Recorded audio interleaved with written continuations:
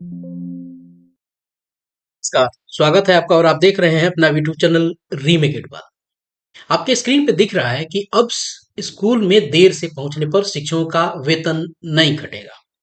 4 दिन लेट तो एक सीएल कट जाएगा। जी हाँ, यह शीर्षक यानी यह हेडलाइन आज के अखबारों में है। तो इस वीडियो के माध्यम से हम लोग इस हेडलाइन को जानेंगे कि क्या अखबार ने छापा है।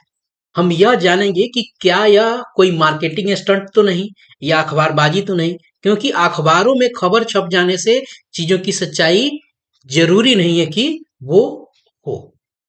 तो आइए वीडियो को शुरू करते हैं। और वीडियो को शुरू करने से पहले मैं आपको जरूर बता दूं कि पहले इस वीडियो में हम लोग जानेंगे कि अखबार ने इस हेडलाइन से क्या खबर चलाई है।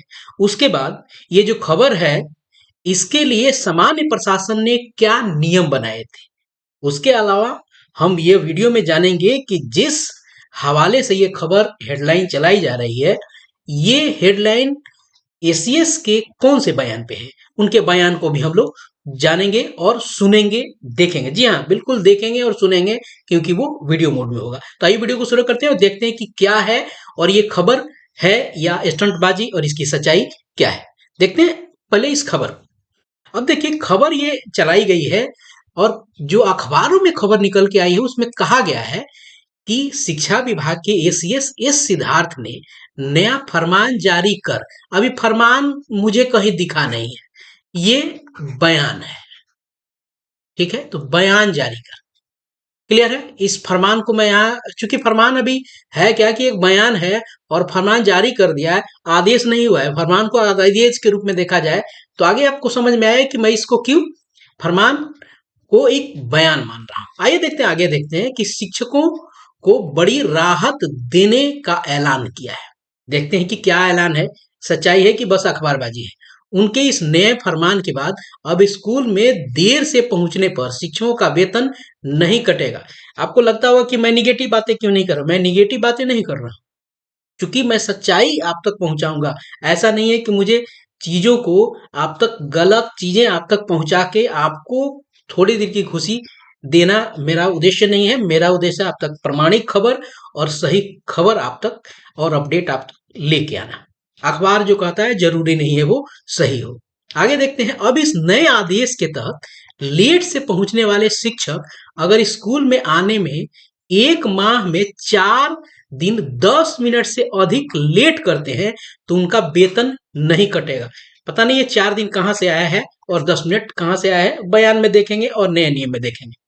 जो ऑनलाइन सामान्य प्रशासन का ऑनलाइन बायोमेट्रिकल व्यवस्था से जो अटेंडेंस लगाने का जो तरीका है, जो रूल है, वो क्या कहता है उसको भी देखेंगे और इस 4 दिन और 10 मिनट को बयान से इसकी तुलना करेंगे और अपेक्षाकृत करके देखेंगे।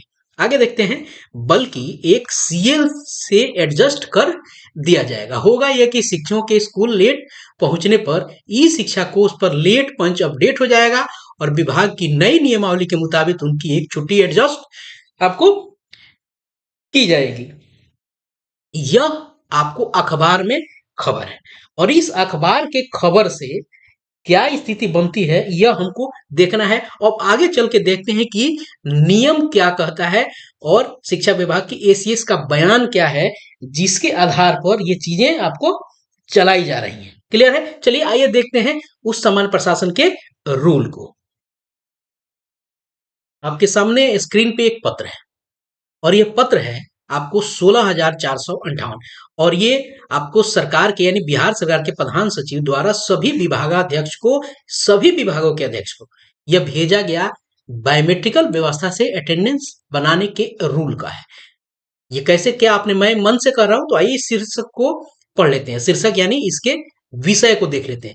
बिहार सरकार के सभी विभागों एवं अधीनस्थ कार्यालयों में कार्यालय उपस्थिति में समय की पाबंदी के संबंध में। अब आइए देखते हैं कि आखिर ये पत्र कह क्या रहा है। चलिए, बहुत सारे पत्र में बहुत सारी बातें कही गई हैं, इसको देख लेते हैं।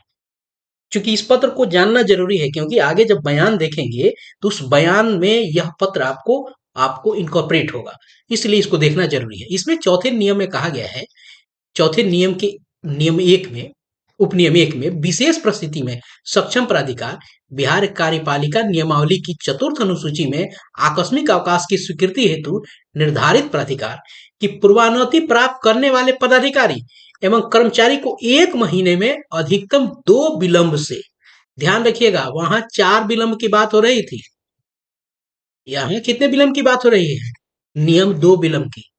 2 विलंब से उपस्थित होने की छूट दी जाएगी।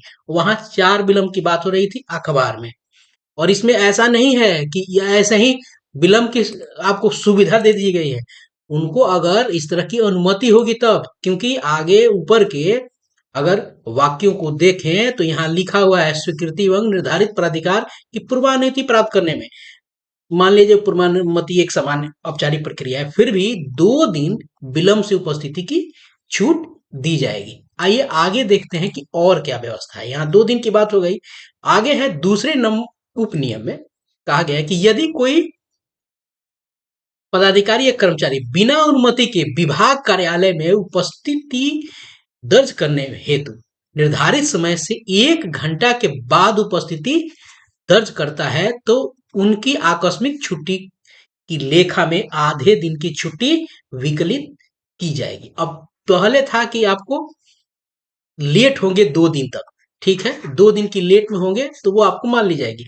और इसमें कहा जा रहा है कि बिना अनुमति के अगर 1 घंटा के बाद उपस्थिति दर्ज करता है तो उसकी क्या होगा, आधे दिन की जो लीव है वो एडजस्ट की जाएगी। अगर वो 2 दिन इसी तरह 1-1 घंटे बाद आता है, यानी मान लीजिए 9 बजे से कार्यालय है 10 बजे के बाद आता है, और ध्यान रखने के आधा दिन के पहले आता है 12 बजे के पहले, तो अनुमानतः जब जो हाफ टाइम है उसको 12 हम मान के चलते हैं। अलग अलग कार्यालय में हाफ टाइम का अलग अलग व्यवस्था है। तो 2 अगर लेट आता है 1 घंटे बाद तो क्या हो जाएगा, वो उसका आधा दिन और 2 आधा दिन करके 1 दिन की लीव उसकी एडजस्ट हो जाएगी। ये नियम है। ये कब नियम है, जब बिना अनुमति के आप लेट आते हैं, 1 घंटा के बाद आते हैं। लेकिन ऊपर है, ऊपर वाली स्थिति है कि अनुमति से आप अगर लेट आते हैं तो यहां आपको बताया गया है कि यहां टाइम नहीं दिया गया है। यहां ऊपर तो कह दिया गया 1 दिन का, लेकिन यहां क्या है, टाइम नहीं दिया गया है। नहीं तो टाइम दे दिया जाएगा तो लोग क्या करता है कि उसको अपनी आदत में शुमार कर लेता है। ये तो आपको नियम हो गया। एक अनुमति से हो गया, अनुमति से आपको 2 दिन की छूट मिलेगी। और एक बिना अनुमति से अगर 1 घंटे आते हैं वहां छूट नहीं, अगर बिना अनुमति से 1 घंटे बाद आते हैं तो होगा क्या, ये आपकी छुट्टी आधे दिन की उससे कट जाएगी। ये तो सामान्य विभाग का नियम है। अब देखते हैं कि एसीएस ने इससे संबंधित अभी हाल में अपने शिक्षा संवाद कार्यक्रम में कहा क्या है, जिसके आधार पे अखबार ये खबर आज चला रहा है और जिसको हम देख के बड़े खुश हो रहे हैं। तो आइए इस खुशी के पीछे का तर्क क्या है, क्या ये बस खुशफहमी है या हकीकत है, आइए देखते हैं और उस आपको इंटरव्यू के पार्ट्स को समझते हैं और देखते हैं। चलिए देखते हैं। धर्मेंद्र कुमार सिंह ये टीजीटी शिक्षक हैं। ई शिक्षा कोष द्वारा बनाए जाने वाले उपस्थिति को मानवीय बनाया जाए, जैसे 1 महीना में 6 दिन तक 10 बजे तक नहीं आने वाले को निर्दोष गलती मानकर माफ किया जाए, और 6 दिन अगर नहीं आता है तो उसके बाद हर एक दिन के लिए 1/4 आकस्मिक अवकाश काटा जाए। देखिए, हमारे सामान्य प्रशासन में बायोमेट्रिक का गाइडलाइंस इशू है जी, तो हमको लगता है कि लोगों ने उसको देखा नहीं है, तो हम लोग फिर उसको रिट्रीट करते हैं। उसमें है मानवीय ही है कि अगर हल्का सा आप लेट आ जाते हैं तो कितना लेट आ सकते हैं, कितने दिन तक आ सकते हैं, तो है उसका, तो उसको हम लोग ठीक कर देंगे। मैं लगता किसी ने वो सामान्य प्रशासन का गाइडलाइंस नहीं पढ़ा है, हम उसको फिर रिट्रीट कर देंगे। हमारे सरकारी कर्मी तो बायोमेट्रिक लगाते ही हैं जी सर, और बहुत पहले से ही लगाते रहे हैं, तो एक है उसका गाइडलाइन। और मेरे ख्याल से जो बायोमेट्रिक का जो ऑर्डर इशूड है उसमें ये अंकित है, सामान्य प्रशासन का ये लागू रहेगा, तो हम फिर सबको जानकारी दे देंगे। Thank you sir.